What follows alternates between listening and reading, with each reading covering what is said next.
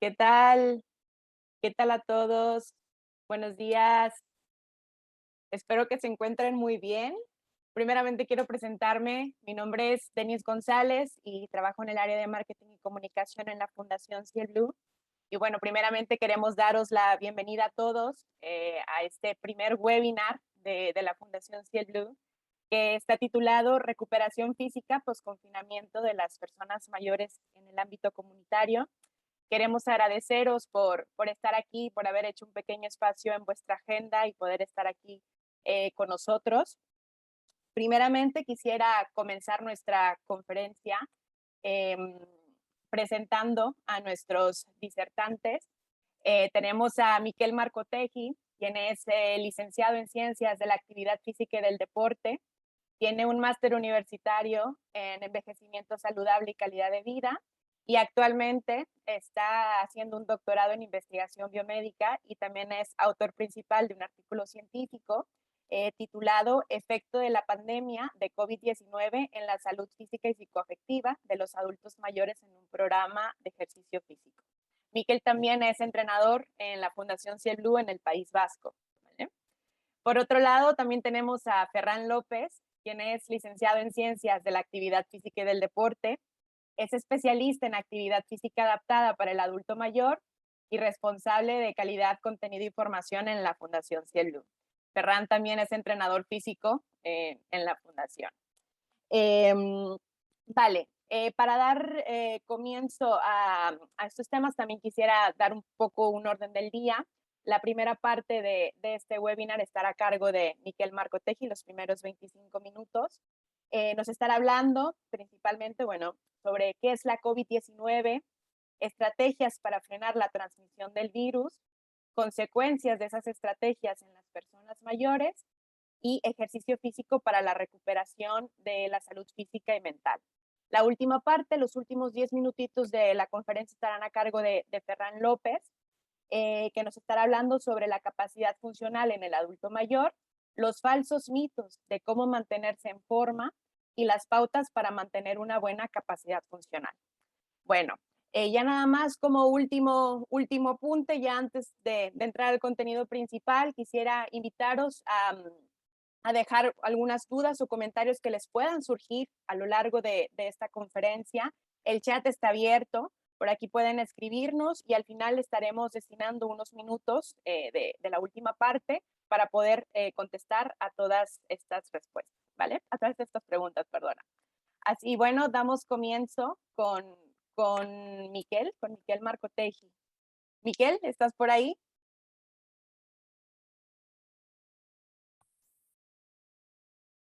Miquel, ¿Se ¿estás por ahí? me escucha? Sí, ahora sí se te escucha. Vale, muy bien. Bueno, como, como decías, voy a empezar a hablar sobre qué es la enfermedad COVID-19. Bueno, em, la enfermedad COVID-19 es un síndrome respiratorio agudo que se produce por el virus SARS-CoV-2 y surge a finales de 2019. Los signos y los síntomas más frecuentes son la fiebre, la tos seca, dolor de garganta, cefalea, vómitos y o diarreas, ageusia y o agnosia, que es lo que conocemos como la pérdida del gusto y el olfato en ese orden, el cansancio y el dolor muscular. Estos signos y estos síntomas se pueden complicar derivando en neumonías u otros problemas respiratorios, que esto a su vez provoca el ingreso hospitalario, el ingreso incluso en UCI, y los casos que terminan de forma fatal serían los que terminan en fallecimiento. Por todo ello, los diferentes gobiernos de todos los países del mundo han intentado poner en marcha diferentes estrategias para frenar la transmisión de este virus. Concretamente, en España se puso el estado de alarma nacional, seguido, como recordaremos, tuvimos el confinamiento obligatorio de toda la población desde el 14 de marzo hasta el 26 de abril, em, en el que tuvimos que estar eso, cada uno en nuestras casas. Durante ese tiempo y también después de este confinamiento de toda la población, hubo una limitación de actividades habituales, sobre todo en las actividades que realizaban los adultos mayores, al considerarlos los más vulnerables a sufrir esas complicaciones que comentaba ahora, ¿no? Además, se produjo también el cierre de las organizaciones comunitarias, como por ejemplo los hogares del jubilado, y también se redujo las visitas a estas personas mayores. Por suerte, conseguimos entre todos, con todas estas medidas, lograr el objetivo principal, que era frenar la transmisión del virus, pero sin embargo, todo esto tuvo unas consecuencias negativas, que es de lo que vamos a hablar hoy. Principalmente, las consecuencias de la pandemia, el cambio más grave fue el cambio radical que se produjo en el estilo de vida, reduciendo los niveles de actividad física de toda la población y los niveles de interacción social. Como vamos a ver más adelante, todo esto tuvo unos efectos negativos en la salud física y mental, sobre todo en las personas mayores, y decíamos también que estos efectos son todavía mayores en personas con enfermedades crónicas, discapacidades y síndromes geriátricos. En definitiva, todo esto, todos los efectos negativos que vamos a nombrar sobre la salud física y mental, lo que produjo fue la reducción de la capacidad funcional, el aumento de la fragilidad de estas personas y la reducción de la calidad de vida de ellas.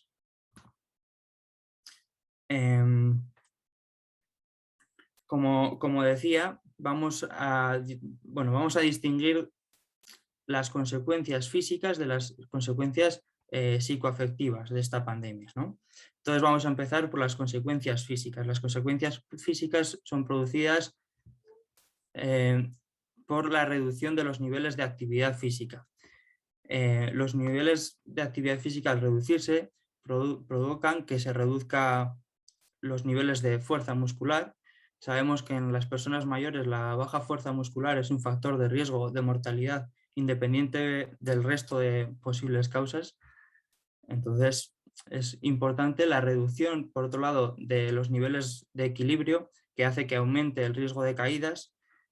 Sabemos que las consecuencias de las caídas pueden ser fatales, yendo desde la pérdida de funcionalidad y, por tanto, la pérdida de autonomía e independencia de estas personas hasta llegar al fallecimiento.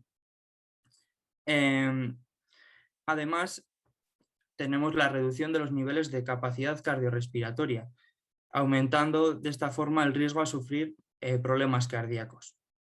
Y por último, hablamos de la reducción de los niveles de flexibilidad, reduciendo el rango de movilidad, perdiendo esa funcionalidad y, por lo tanto, como decíamos antes, perdiendo la autonomía y la independencia.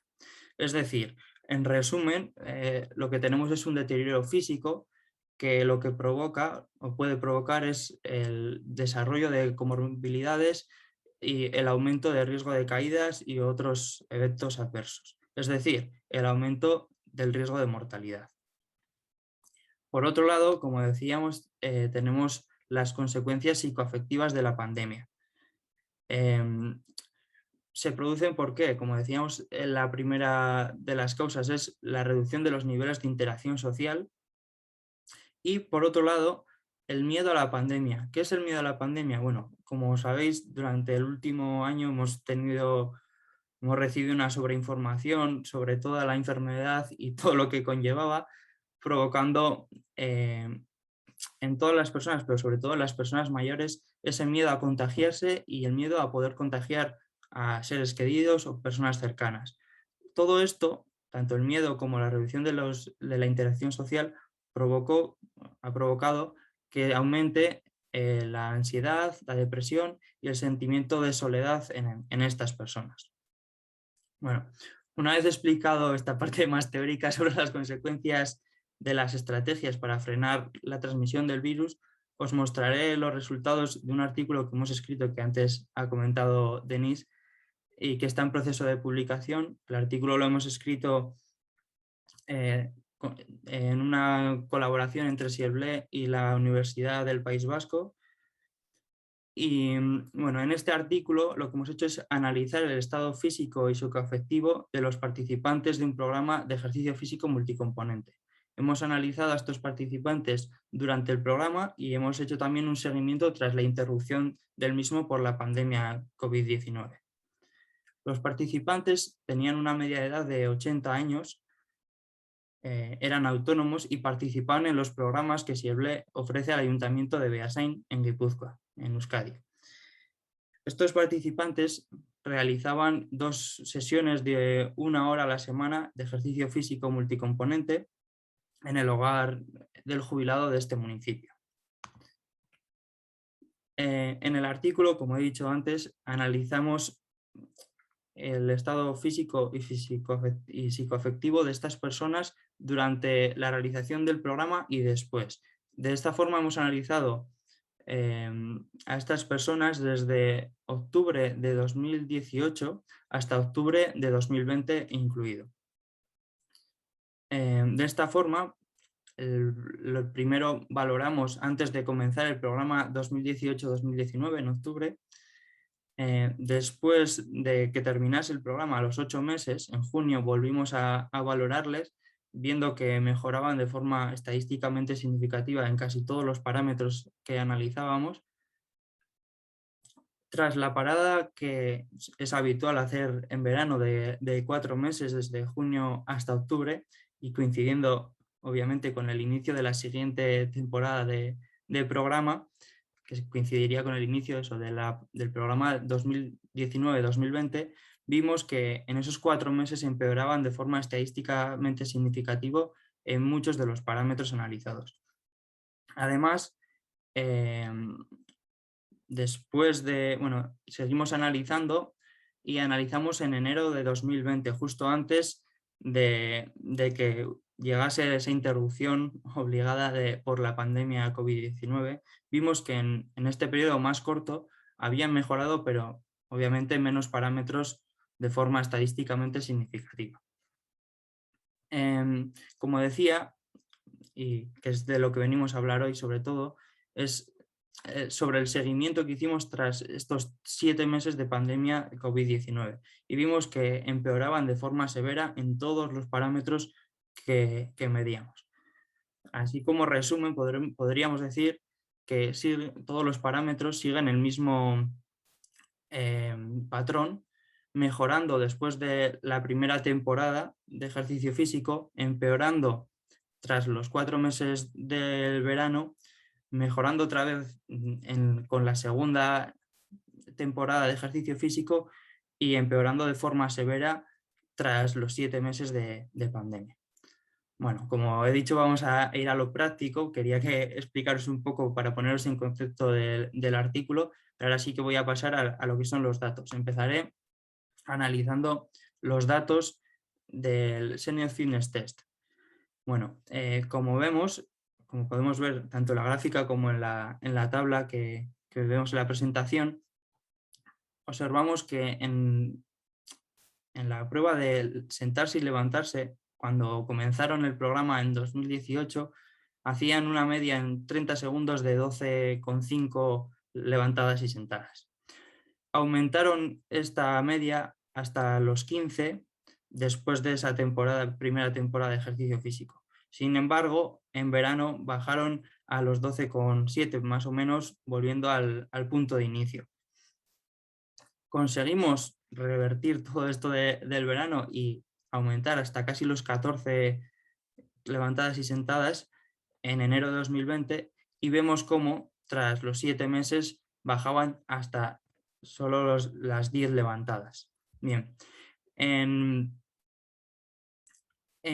la fuerza de brazo, en la flexión de brazo, vemos cómo al principio hacían casi 13 repeticiones en 30 segundos, pasaron a casi 18 tras el entrenamiento, volvieron a bajar en después del verano a casi 16.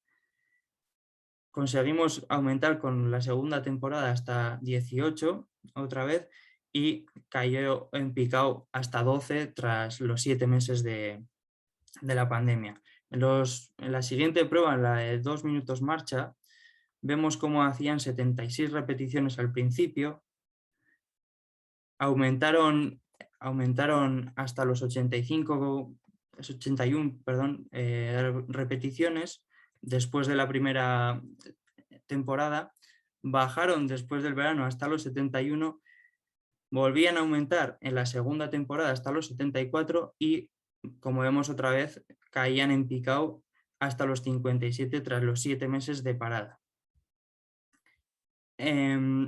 Las pruebas de flexibilidad, tanto del tronco como la de juntarse las manos detrás de la espalda, vemos que los datos son muy parecidos, entonces lo voy a ir diciendo junto. Vemos como al principio tenían 15, bueno, se quedaban a 15 centímetros de llegar a tocar, pasaban después de la primera temporada a 12, 11, estaban ahí. Tras el verano aumentaba esa distancia, por lo tanto tenían peor flexibilidad y bajaban a casi los 15, 14, 15. Otra vez con la segunda temporada conseguíamos revertir este efecto de la parada del verano y finalmente tras los 7 meses caían otra vez en picado hasta los 23 centímetros que se quedaban de distancia de poder llegar a tocarse.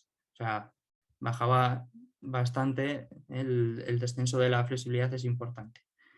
Por último, en esta batería tenemos el Foot Up and Go, levántate, anda y vuelve a sentarte, y vemos cómo en esta prueba, que se mide en segundos, vemos cómo consiguieron mejorar tras la primera temporada, pasando de 8,6 segundos a 8,1 segundos en esta prueba. Aumentaron ese tiempo tras la parada vacacional en verano, lo volvieron a reducir en los 5 meses de la segunda temporada y, como estamos viendo en todos los parámetros, cayeron en picado hasta los 13 segundos tras los 7 meses. En la siguiente batería de pruebas, lo que medimos es el SOT Physical Performance Battery, que es una batería de 3 pruebas en la que se mide la fuerza de extremidades inferiores, la agilidad y el equilibrio, ¿no? Estas pruebas, cada una de esas pruebas, según el resultado en la prueba, obtienen una puntuación que va de 0 a 4 puntos. Por lo tanto, el total va desde 0 a 12. Vemos cómo cuando comienzan tienen una media en la que decimos que son autónomos. Tenemos con 9,7 el total.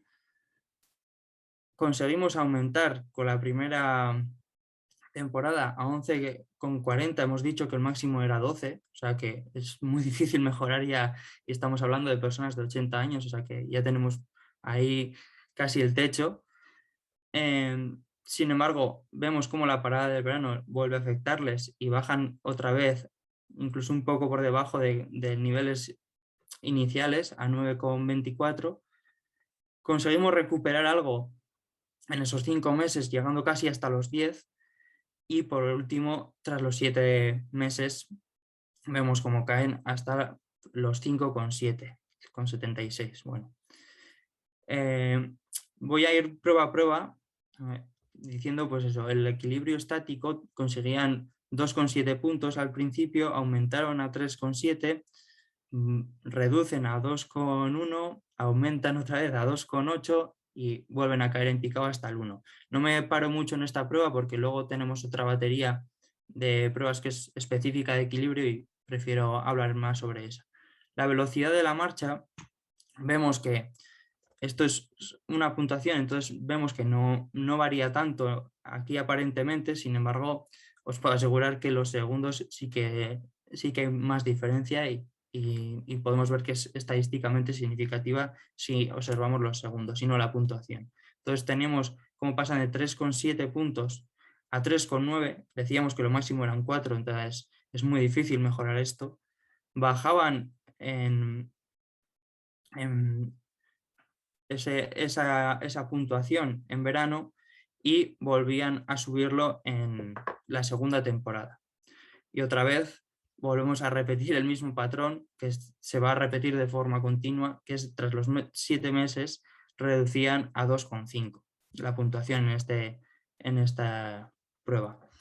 La última prueba de esta batería es el tiempo que tardan en levantarse y sentarse 5 veces de la silla.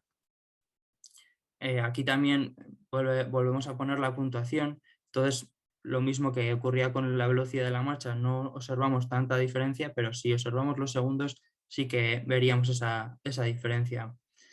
Entonces, decimos que pasamos desde los 3,3, vamos a decir así, a los 3,7, mejoramos, llegando casi al techo, que sería el 4, se reduce tras el verano a 3,4, que se mantiene. En esto aquí es un poco lo que os comentaba, ¿no?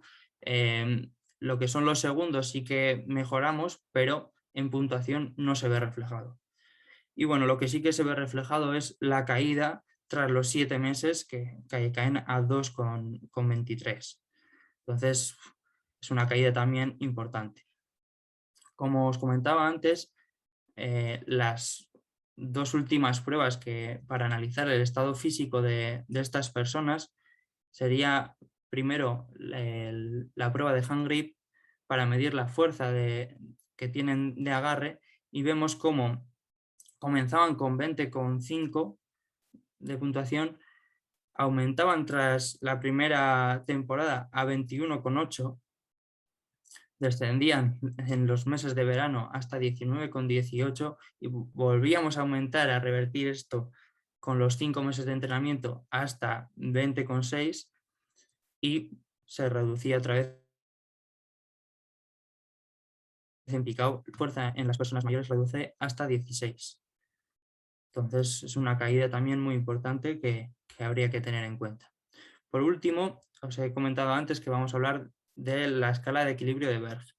En esta escala, que tiene 16 preguntas, bueno, 16 pruebas, y que van desde 0 hasta 56 puntos. Entonces vemos cómo empezaron con 44,3, es una puntuación bastante alta, está bien. Conseguimos aún así mejorarla tras la primera intervención, tras la primera temporada, hasta 50 puntos, de 56 hemos dicho, o sea que llegando casi al techo. Se reducía en verano hasta los 43,7. Conseguíamos otra vez revertirlo, no tanto, era un periodo más corto, hasta casi los 45, y vemos como otra vez vuelve a caer en picado hasta los 33,47, suponiendo, como os he dicho antes, este descenso del equilibrio en el aumento del riesgo de caídas. Por otro lado, no me quiero tampoco enrollar demasiado, vamos a hablar del tema de las consecuencias de estas estrategias, pero a nivel psicoafectivo. Para eso medimos, por un lado, utilizamos el índice de fragilidad de Tilburg para medir, obviamente, la fragilidad de estas personas, la escala Eurocool para medir la calidad de vida, escala de Goldberg, en la que medíamos la ansiedad y la depresión, y por último la escala de soledad de UCLA, en la que medíamos ese sentimiento de soledad de estas personas. Vemos cómo el índice de fragilidad de Tilburg al principio comenzaban con 7,6 puntos, descendían esa fragilidad hasta 2,06 puntos con la primera temporada, muy importante el descenso.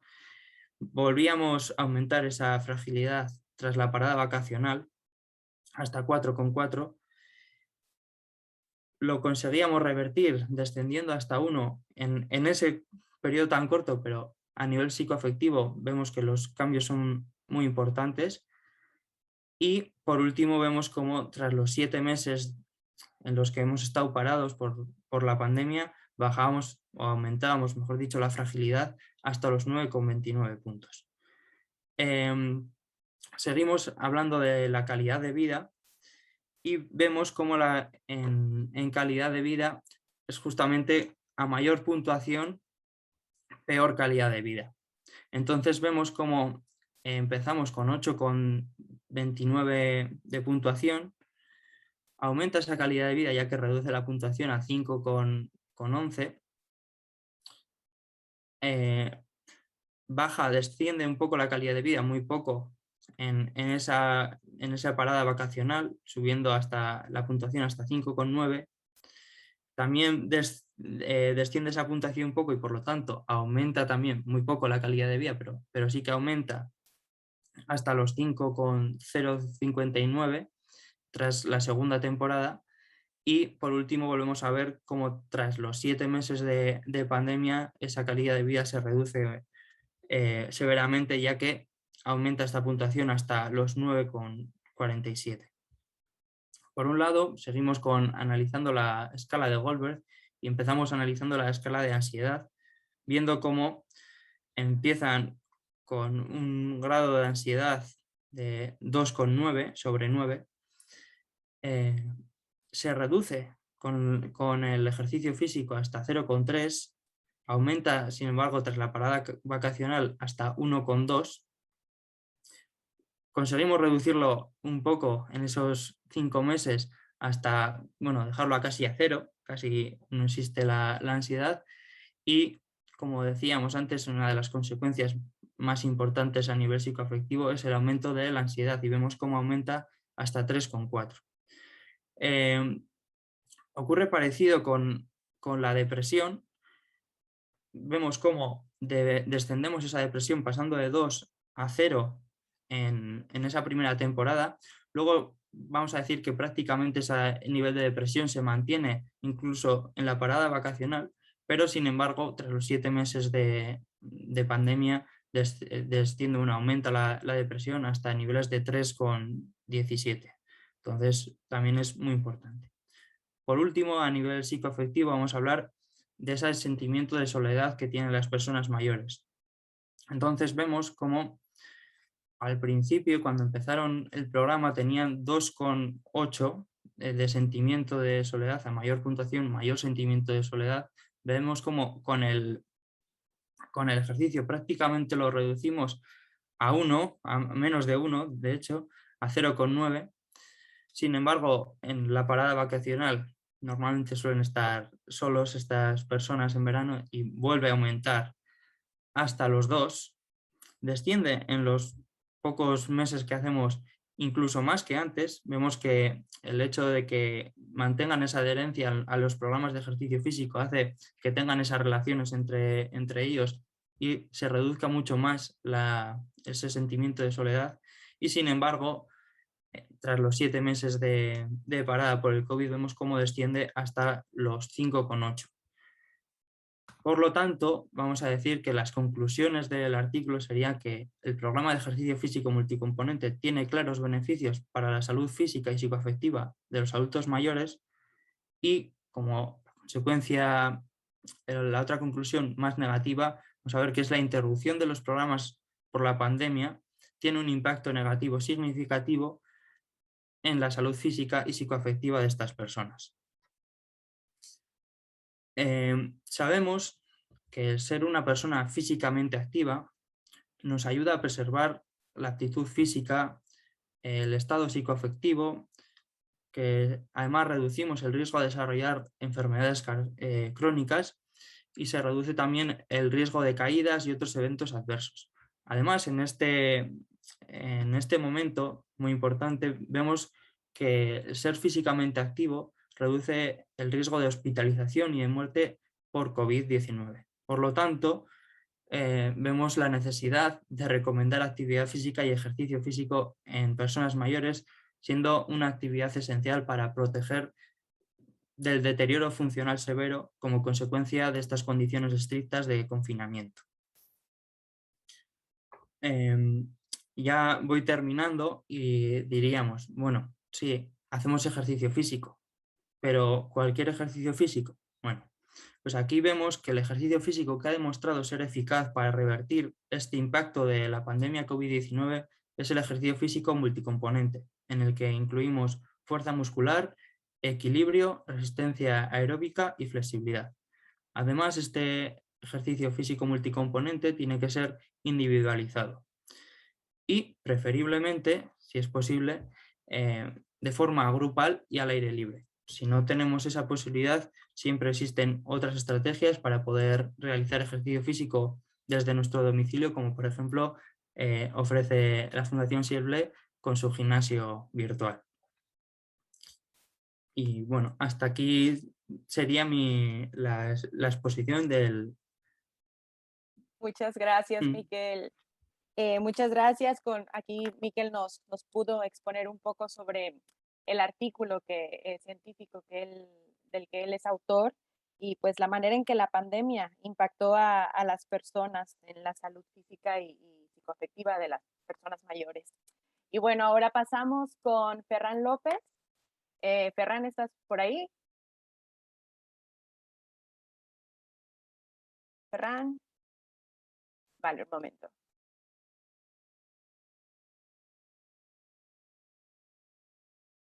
Ferran, ahora sí ahora sí ya podemos. Vale, ahora sí, es que Ahora sí. Si no me dabas paso no podía entrar. Vale, muchas gracias. Vale, ahora sí ya te podemos escuchar. Ferran, ahora sí ya pasamos a la parte donde tú nos vas a comentar, ahora sí ya estos últimos 3 temas en los minutos que nos quedan. Bueno, ¿qué nos dirías sobre la capacidad funcional en el adulto mayor? ¿Qué nos puedes comentar sobre esto? Bueno, lo primero, pues un saludo a toda la gente que nos está siguiendo en directo, que veo que hay bastante gente. Muchas gracias, Denise, por la presentación y muchas gracias a Miquel porque creo que es súper interesante todo lo que nos ha traído y que los resultados son muy claros, ¿no? Entonces, yo lo que voy a hacer va a ser una intervención muy breve.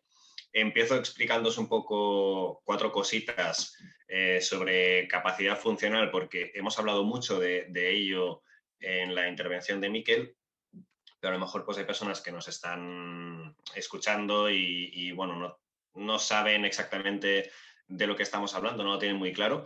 Aprovecho para decir también que pueden preguntarnos siempre que quieran si tienen dudas y tal. Pero como os decía, voy a intentar ser muy breve, ¿vale? La capacidad funcional. ¿Qué es la capacidad funcional? Pues es la capacidad que tenemos para realizar las tareas del día a día. Tareas del día a día incluye pues tareas como caminar, subir escaleras, levantarse de una silla, asearse, ducharse, vestirse, peinarse, este tipo de tareas, ¿no? La capacidad funcional a lo largo de la vida de una persona va evolucionando, ¿vale? Desde que somos pequeños, pues empezamos siendo personas dependientes cuando somos bebés, no tenemos ningún tipo de autonomía, somos totalmente dependientes. Nuestra capacidad funcional va aumentando con el paso de los años y podríamos decir que llega a su pico máximo pues a la edad de unos 25, 27, 30. No hay un número exacto, depende de cada persona, pero podríamos decir que en ese momento de nuestra vida es cuando nuestra capacidad física está a pleno rendimiento. A partir de ese punto, pues desgraciadamente vamos sufriendo una pérdida progresiva de esa capacidad funcional y eso sucede en todos los casos.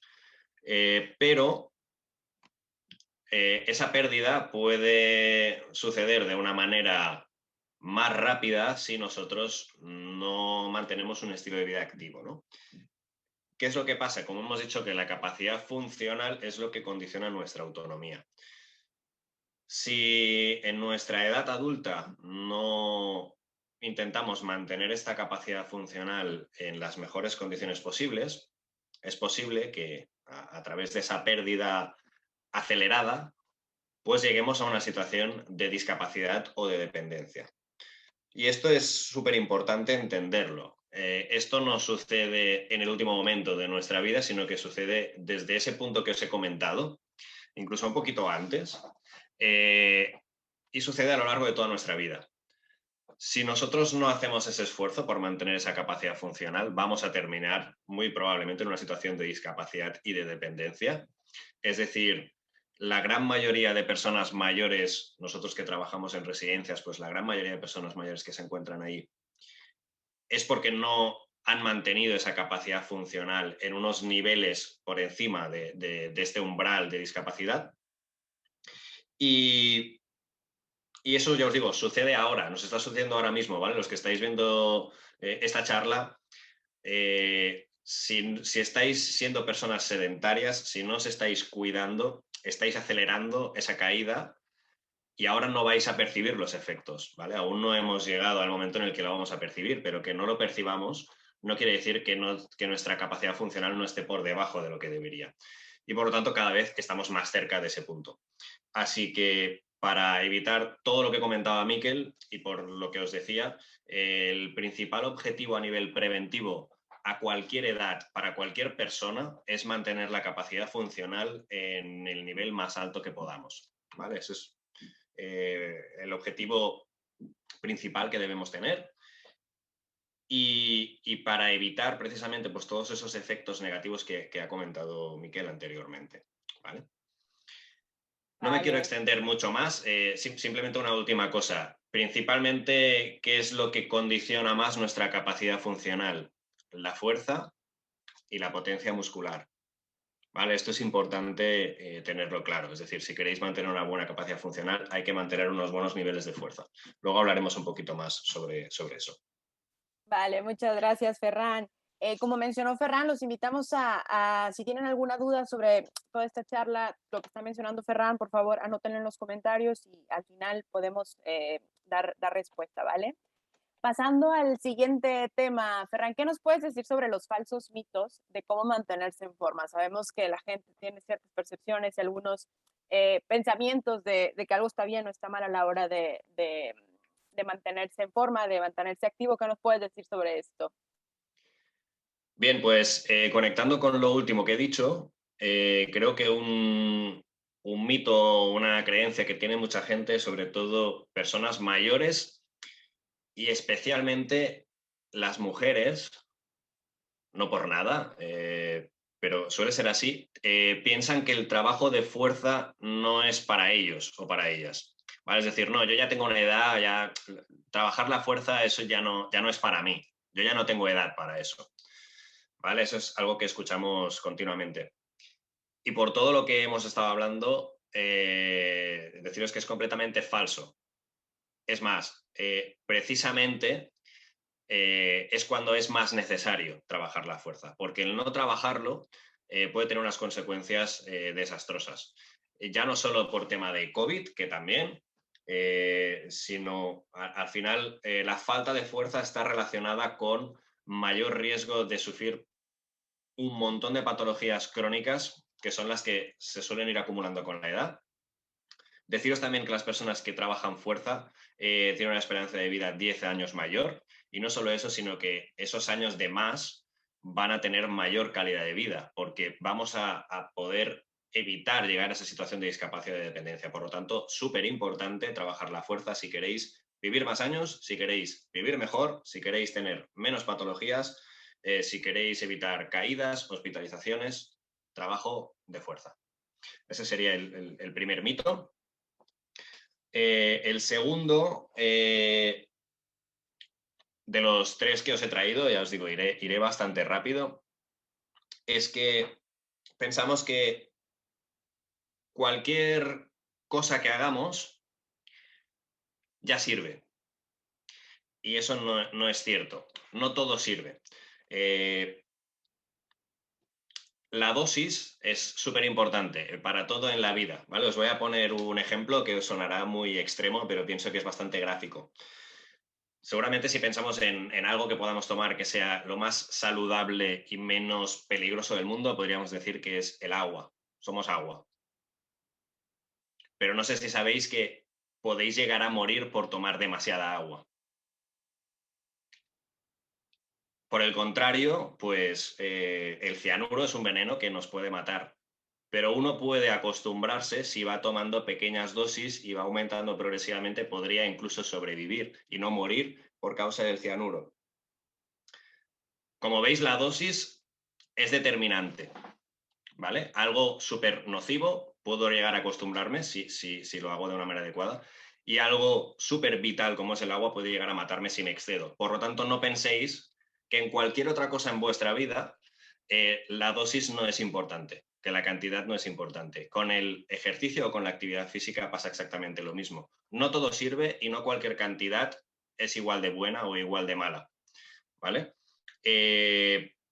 A nivel de actividad física, por ejemplo, me llamó mucho la atención un estudio que vi hace poco que hablaba sobre las consecuencias de la actividad física a nivel de riesgo cardiovascular y mortalidad.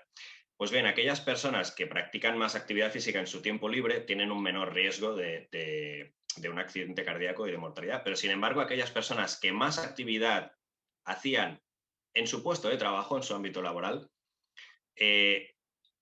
ese riesgo era mayor. Es decir, tenían mayor riesgo cardiovascular y mayor riesgo de muerte.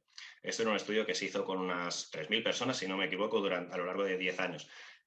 Como os decía, es la dosis, es la manera, todo es relevante. No todo vale a nivel de ejercicio físico.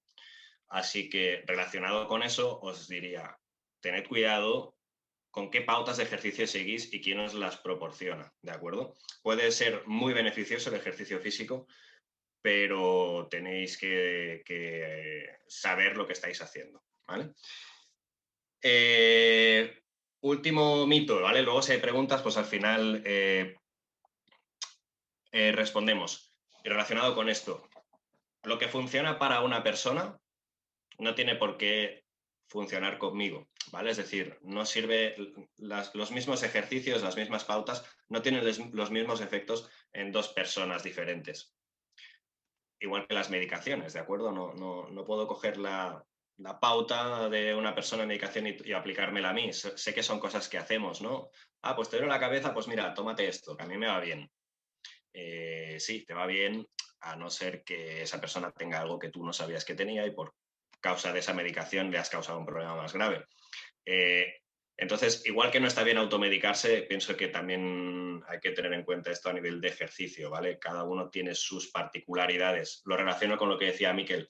Es muy importante individualizar. Cada persona es diferente y relacionando también con el tema de la dosis, para saber qué dosis me corresponde a mí, pues alguien tiene que poder hacerme un diagnóstico. ¿De acuerdo? Vale. Ya está. Pasamos Vale. al siguiente tema. Sí, el último tema ahora sí a cargo de Ferran son, si nos puedes decir algunas pautas para poder mantener una buena capacidad funcional en las personas mayores. Sí, vale, después de todo lo que os he dicho, ¿no? Entonces, bueno, ¿en qué se concreta esto y relacionándolo con lo de antes? Mantener una buena capacidad funcional. ¿Qué debemos hacer?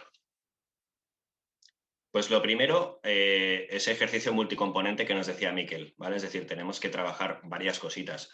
La primera, pues trabajar a nivel cardiovascular.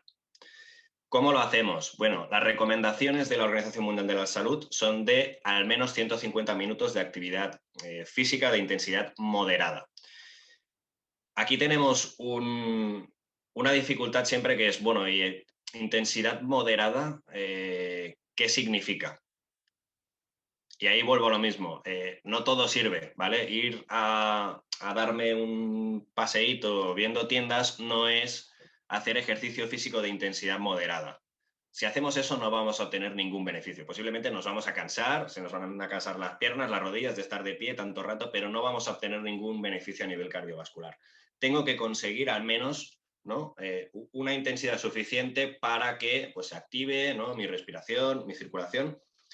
Bien, os voy a dar una pauta, una clave muy, muy sencilla que he encontrado últimamente, me parece interesante, que es que para poder aseguraros que estáis haciendo bien, si vais a andar, que es como el ejercicio cardiovascular más sencillo y más asequible para todo el mundo, es que debéis llevar un ritmo de 100 pasos por minuto. ¿Vale? Esa sería la pauta para cualquier persona, en cualquier situación en la que podemos asegurar que estamos trabajando a una intensidad que nos va a generar beneficios. ¿Vale? 100 pasos por minuto. Eso quiere decir que tenéis que dar casi 2 pasos cada segundo, ¿vale? Para que tengáis un poco esa idea en mente, ¿vale? Si vais con un cronómetro, podéis ir haciendo pasos contando y sacar un promedio más o menos si estáis andando a ese ritmo. Y si no, pues subís el ritmo hasta que alcancéis ese límite.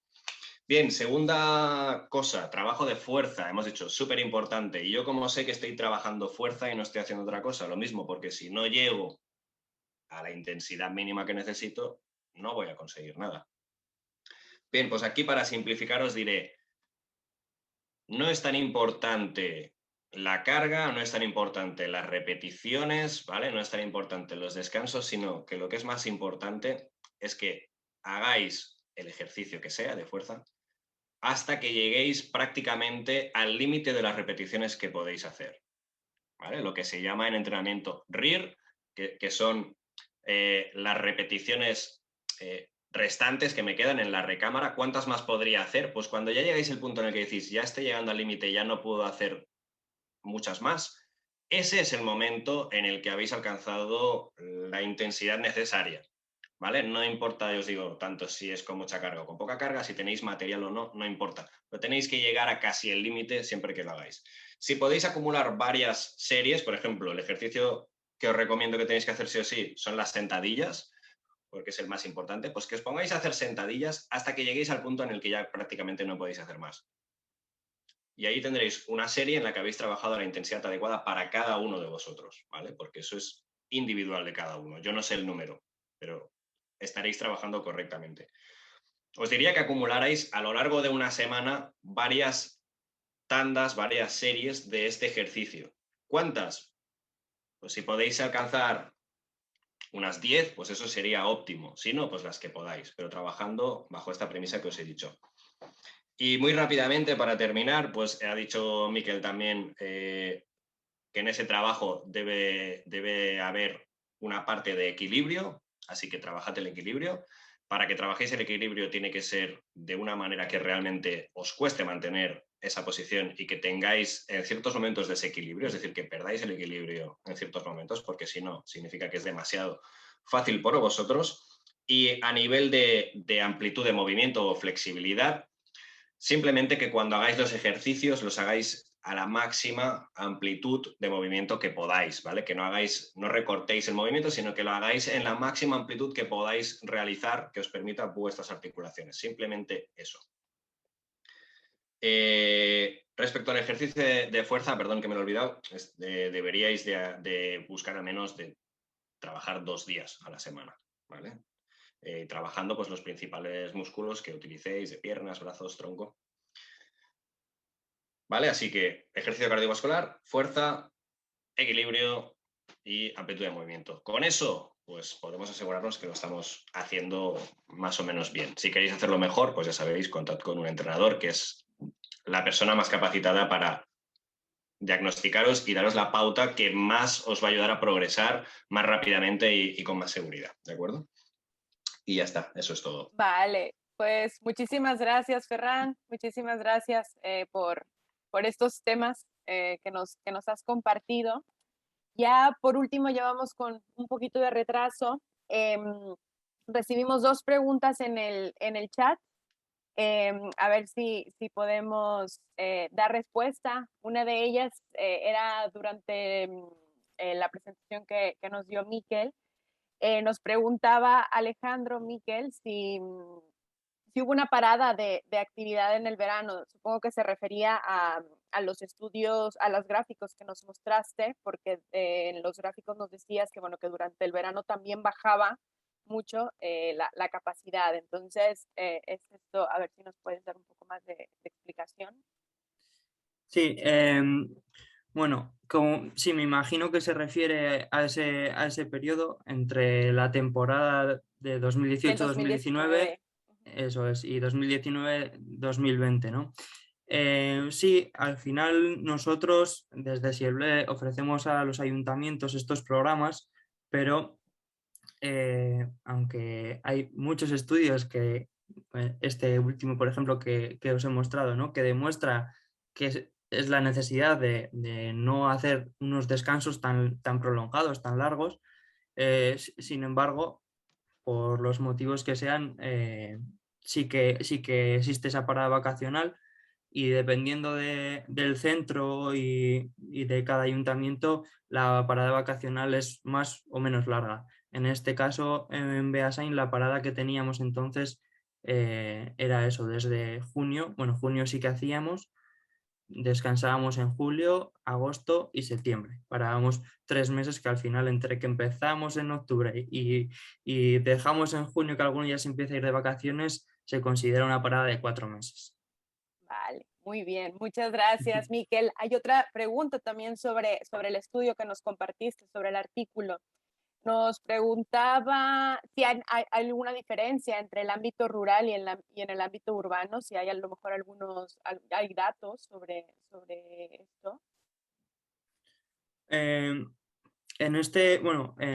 nuestro estudio, la verdad que al ser todos de la misma población, es un pueblo de Guipúzcoa que no es tampoco muy, muy grande, entonces sería más del ámbito rural.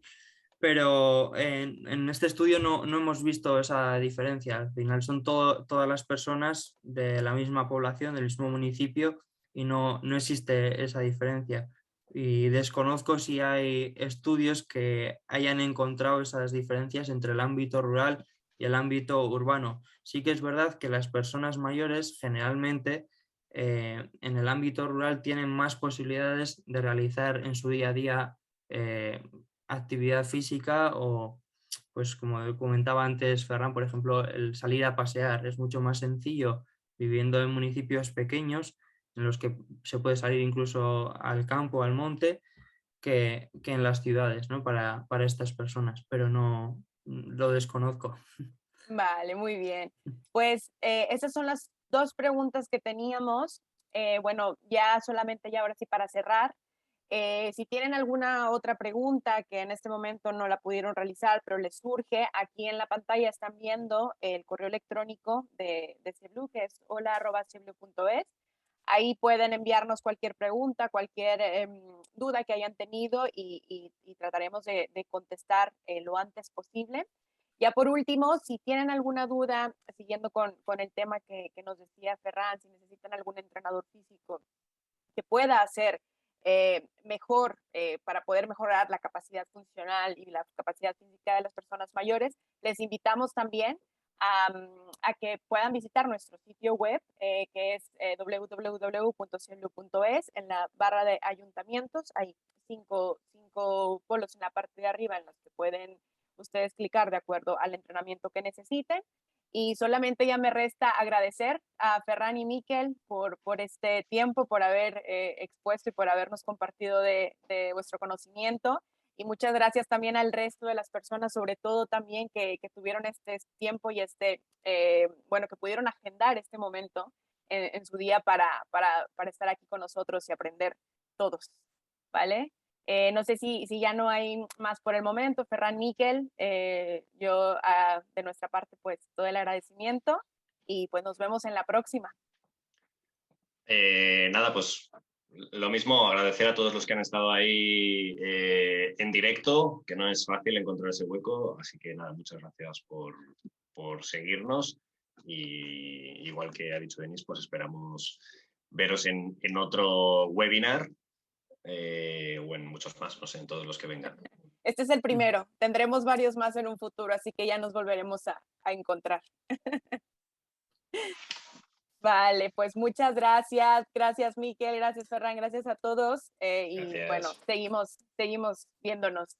Muchas gracias. Sí, muchas gracias también a todos por no repetirme, pero eso es, sí. Nos vemos en los siguientes. Perfecto. Muy bien. Pues muchas gracias a todos. Hasta luego. Adiós. Hasta luego.